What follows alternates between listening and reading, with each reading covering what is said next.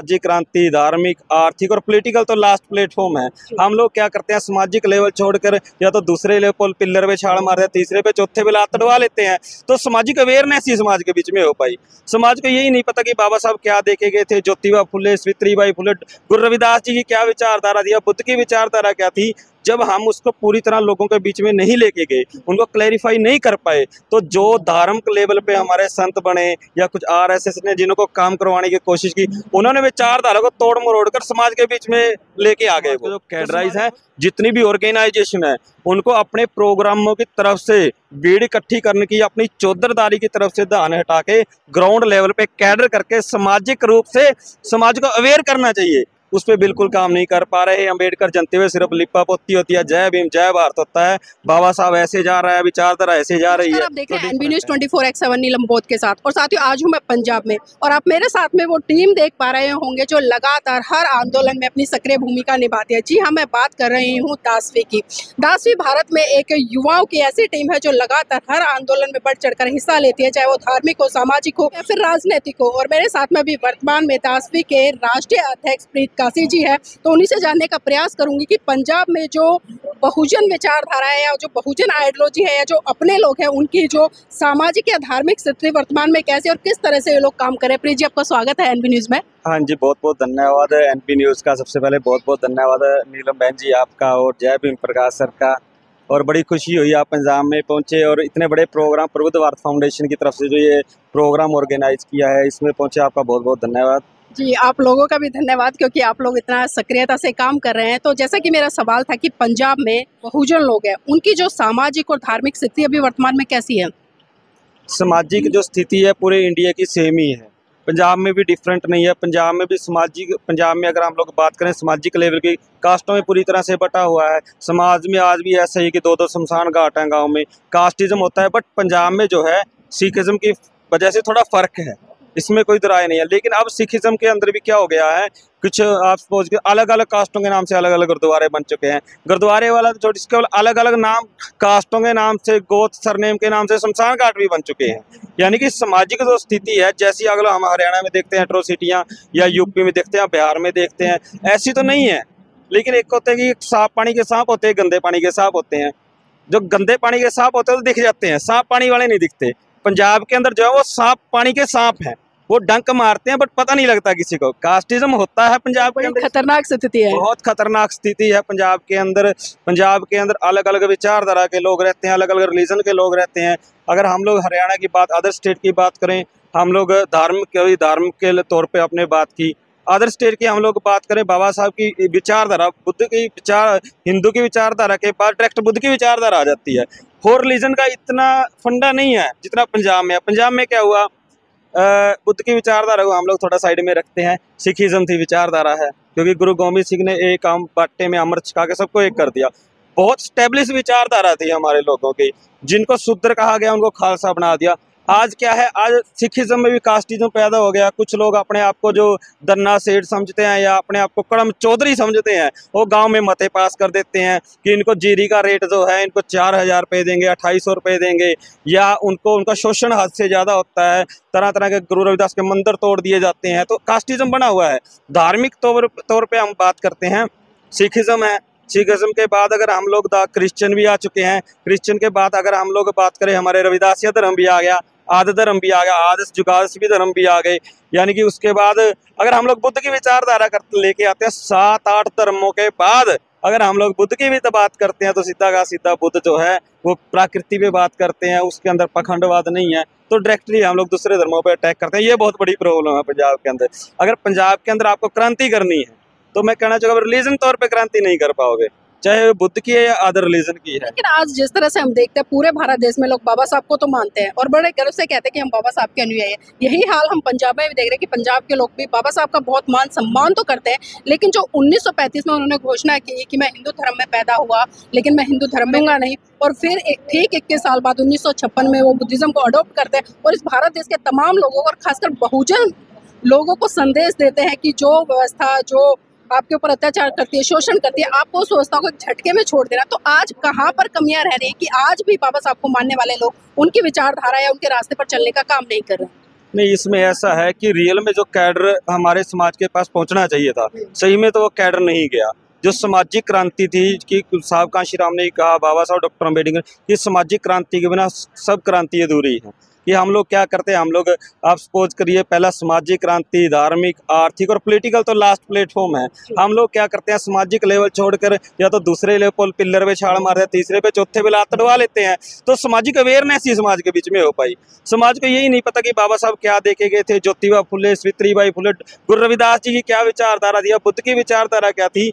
जब हम उसको पूरी तरह लोगों के बीच में नहीं लेके गए, उनको क्लैरिफाई नहीं कर पाए, तो जो धार्मिक लेवल पे हमारे संत बने या कुछ आरएसएस ने जिनको काम करवाने की कोशिश की, उन्होंने विचारधारा को तोड़ मरोड़ कर समाज के बीच में लेके आ गए। वो तो समाज ने वही एक्सेप्ट कर ली। अगर रियल विचारधारा बाबा साहब की, रियल विचारधारा सामाजिक अवेयरनेस की, रियल विचारधारा समाज के अंदर अगर समाज में पहुंचाई जाती, जो ड्यूटी थी, जो मेन कैडराइज साहब के साथ चले उनकी ड्यूटी थी, हम लोगों को तो इतना पता नहीं था, हम लोग तो बहुत बाद में आए हैं।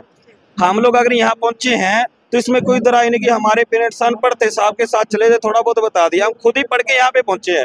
अगर हम लोग देखें आज भी प्रेजेंट की, अगर हम पंजाब की बात करें, हमें कोई कैडर देने वाला नहीं है, खुद ही किताब पढ़ने, खुद ही कैडर करते हैं तो चल लेते हैं। तो जो सामाजिक जो प्रॉब्लम है, सबसे बड़ी प्रॉब्लम है, अगर सामाजिक क्रांति पंजाब के अंदर या किसी भी देश में हुई होती तो आज हम लोग धार्मिक लेवल पे भी मजबूत होते, आर्थिक लेवल पे भी मजबूत होते और political power is the master की पॉलिटिकल लेवल पर भी मजबूत हो जाते अगर हमारा पहला पिलर सामाजिक क्रांति मजबूत हो। आज पंजाब को कहीं ना कहीं हम देखते हैं कि नशे का एक बहुत बड़ा गढ़ कहा जाता है और उसमें ज्यादातर बहुजन समाज का ही जो तबका है वो लिप्त है। तो इस दिशा में चाहे बहुजन समाज के लोग हो या वो लोग हो जो कहीं ना कहीं इन चीज़ों को समझते हैं कि नशा हर व्यक्ति के लिए एक अभिशाप है, वो गरीबी लाता है, बीमारी लाता है, बहुत सारी चीज़ें, दरिद्रता लाता है, तो उसको कम करने के लिए पंजाब के लोग या जो आप जैसे युवा हैं जो कि दासवी के माध्यम से कैडर भी करे, जगह जगह भी जा रहे हैं, हर एट्रोसिटी में अपनी भूमिका भी निभाते हैं, तो आप लोग किस तरह से काम कर रहे हैं इसमें? नहीं, नशे के अंदर हम लोग एक सीरीज मूवी भी है, उसके अलावा हमारे जो कैडर होते हैं उसमें भी हम मूवीज़ वगैरह दिखा के सीरीज मूवी और स्पेशल यूथ के ऊपर है, उनको अवेयर करते हैं। जो नशा है, नशा एक तरह से नहीं लगता। हम आज क्या है, मॉडर्न कल्चर है। मॉडर्न कल्चर में एक टाइम होता था जो बीड़ी पीते थे वो कहते हैं बीड़ी छोटा नशा है, शराब को बहुत बड़ा नशा माना जाता था। आज अगर आप शराब पीते हो ना, शराब को लोग ये कहते हैं नहीं ये तो नॉर्मल है, चिट्टा नहीं पीना चाहिए, चिट्टा खतरनाक है। शुरुआत तो शराब से ही हुई ना, शराब से वो लोग चिट्टे पे, बुक्की पे गए, फीम पे गए, आज पूरी तरह आदी हो चुके हैं। आज जो विचारधारा बाबा साहब की हमारे समाज में जानी चाहिए थे वो नहीं जा पाई।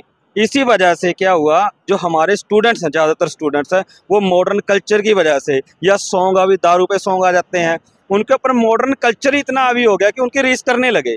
अब वो नशा भी करने लगे, बीड़ी का, दारू का, चिट्टे का। पंजाब, क्योंकि मैं खुद मास्टर ऑफ सोशल वर्क किया, मैंने फील्ड वर्क किया है नशा छुड़ाओ के अंदर पटियाला में, और भी प्रेजेंट में मैं समाना में हूँ डी एडिक्शन सेंटर में। आप सपोज करोगे हमारे पास ऐसे केस आए 12-13 साल के बच्चे जो चिट्टे का सेवन करते हैं, और जब हमसे पूछा भी कितना टाइम होगा चिट्टे का सेवन करते हैं, उन्होंने बोला कि चिट्टा हमें कम से कम 5 साल हो गए।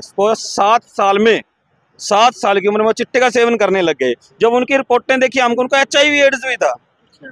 इतनी खराब स्थिति है। वो जिम्मेवारी किनकी है?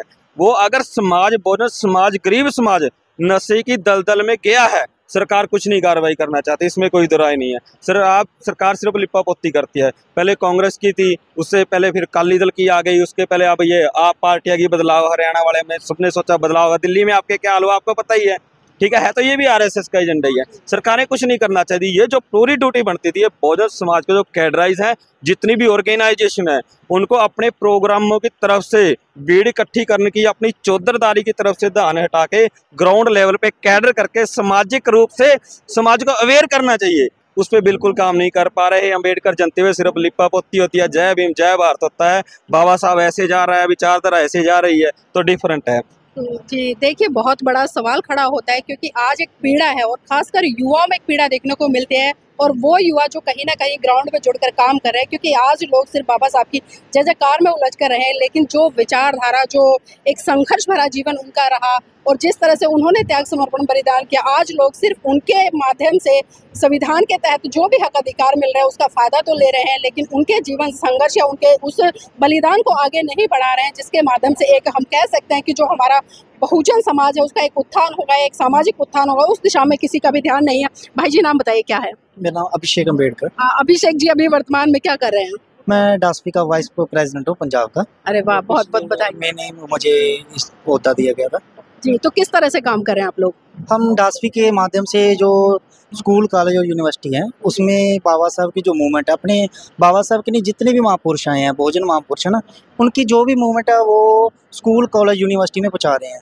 बाबा साहब जी ने कहा था कि मुझे पढ़े लिखे समाज ने धोखा दिया ना, हम वही का मतलब वो अपने जो माथे पे कलंक है वही लाने के, कि हम पढ़े लिखे यूथ ही तैयार कर रहे हैं, कि ताकि जो पढ़े लिखे यूथ हैं वो आगे जाके जज भी बनेंगे, वकील बनेंगे, बड़े अफसर बनेंगे। अगर वो केडराइज होंगे, वो मिशनरी होंगे, तो उससे समाज का ही भला है। अच्छा, अभी एक बात और जानना चाहूँगी, अभी आप हिंदू धर्म को फॉलो करते हैं या बुद्धिज़्म को या किसी अन्य पंथ को? नहीं, मैं हिंदू धर्म को फॉलो नहीं करता। नहीं करते? हाँ, मेरा धर्म इंसानियत का है। सबसे पहले बुद्ध धर्म नहीं धम्म कहते हैं ना, बुद्ध की विचारधारा हम फॉलो करते हैं, सतगुरु रविदास महाराज की विचारधारा फॉलो करते हैं। जितने भी बहुजन महापुरुष है, अपने पंजाब में बहुत बड़ी लहर आई थी आदमंड बाबू मंगू मंगू वालिया जी, उनकी विचारधारा, जो जितने भी रहबर है बहुजन मूवमेंट के, हम उनकी विचारधारा को ही फॉलो करते हैं।